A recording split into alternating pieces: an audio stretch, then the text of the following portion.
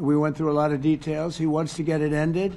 I think that President Zelensky যুক্তরাষ্ট্রের president Donald Trump Russia Ukraine যুদ্ধ বন্ধে ইউক্রেনের প্রেসিডেন্ট ভলোদিমির জেলেনস্কিকে চুক্তি করার আহ্বান জানিয়েছেন।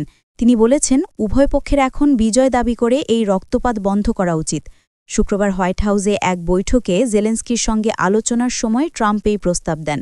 পরে নিজের সামাজিক যোগাযোগ মাধ্যম ট্রুথ সোশ্যালে এক বার্তায় তিনি লেখেন, জেলেনস্কির সঙ্গে অত্যন্ত আগ্রহ উদ্দীপক এবং আন্তরিক বৈঠক হয়েছে। আমি তাকে যেমনটি প্রেসিডেন্ট পুতিনকেও বলেছি, এখন খুনোখুনি বন্ধ করার সময় একটি চুক্তিতে পৌঁছে যাওয়া উচিত। বৈঠকের পর হোয়াইট হাউসের বাইরে সাংবাদিকদের সঙ্গে কথা বলেন ইউক্রেনের প্রেসিডেন্ট জেলেনস্কি। তিনি জানান, যুক্তরাষ্ট্রের তৈরি টমাহক ক্রুজ মিসাইল সরবরাহ নিয়ে ট্রাম্পের সঙ্গে আলোচনা হয়েছে।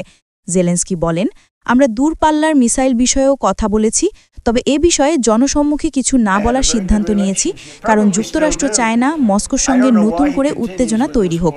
বিবিসির এক প্রশ্নের জবাবে ইউক্রেনের প্রেসিডেন্ট বলেন, যুদ্ধবিরতির সম্ভাবনা থাকলেও তাদের জনগণের নিরাপত্তা নিয়ে উদ্বেগ রয়েছে। তিনি বলেন, আমাদের শক্তিশালী নিরাপত্তার নিশ্চয়তা প্রয়োজন। যদি যুদ্ধবিরতি হয়, তাহলে যুক্তরাষ্ট্রের কাছ থেকে এমন নিশ্চয়তা চাই যে পুতিন যেন ভবিষ্যতে আবার কোনো আগ্রাসন চালাতে না পারেন।